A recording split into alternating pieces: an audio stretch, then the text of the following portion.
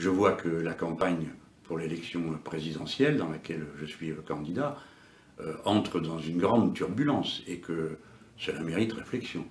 Vous avez vu qu'après que messieurs Juppé, Sarkozy aient été éliminés de cette élection, après que le président de la République en exercice ait dû renoncer à venir défendre son bilan devant les Français, c'est au tour de M. Fillon, dorénavant, d'être lui-même dans la tourmente. Et beaucoup d'observateurs pensent que d'ici à quelques jours, son rôle deviendra intenable, compte tenu de ce que les médias et les enquêtes lui reprochent. Clairement, nous entrons dans une zone de grande turbulence, d'autant que dimanche dernier, l'élimination de M. Valls a terminé ce tableau. Que se passe-t-il? Eh bien, je crois que tout le monde le voit simplement. Que ce soit dans un parti ou dans l'autre, de toute façon, il y a un courant qui pousse à dégager les responsables de la situation que nous vivons aujourd'hui. Cette vague, elle est d'une puissance terrible.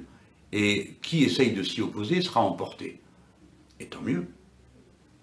Il faut ouvrir des perspectives positives, mais personne ne fera rien contre cette volonté générale qui s'exprime aujourd'hui.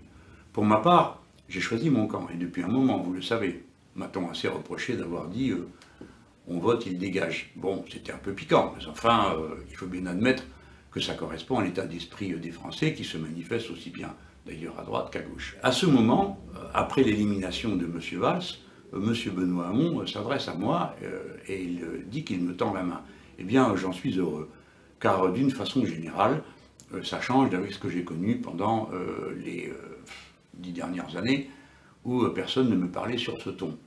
J'ai noté aussi le nombre des mots, de mon vocabulaire et de mon programme qui étaient repris par lui, et j'en suis enchanté. Je considère que ça fait avancer les idées, et je ne réclame pas de droit d'auteur. Au contraire, plus on partage, plus je suis content, je l'ai toujours dit, et je crois que pensent comme moi beaucoup de gens. Doit-on se parler? Mais évidemment qu'on doit le faire. Moi, je suis partisan d'une pratique républicaine de l'échange et du dialogue. On doit pouvoir se parler dans ce pays. Vous voyez, quand j'arrive dans une ville comme Tourcoing pour y faire un meeting, ou Toulouse, où j'ai fait mon pique-nique, ou bien encore Périgueux, le maire de la commune n'est pas de mon bord, et nous n'avons pas du tout l'intention de changer d'avis. Et pourtant, nous nous rencontrons, et nous parlons, et je suis accueilli d'une manière tout à fait courtoise dans ces municipalités.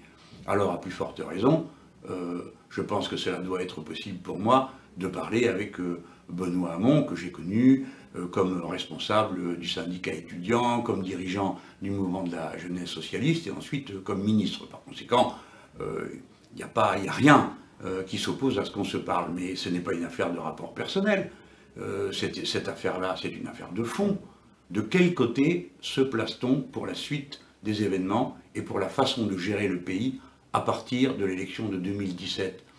Je demande qu'on y réfléchisse, on n'est pas en train de faire un congrès de parti, on est en train de préparer l'élection pour une période historique où la France va peser très lourd dans la balance sur des grandes questions, des traités de commerce internationaux, traités européens, toutes ces questions arrivent sur la table. Donc il faut y aller avec de l'ordre, de la méthode et une clarté absolue des points de vue. Et puis pas de double langage. Plus personne dans ce pays n'a l'intention de se faire une deuxième fois le coup du Bourget. C'est-à-dire un grand discours extrêmement flatteur à entendre aux oreilles, suivi de pratiques qui sont exactement à l'inverse.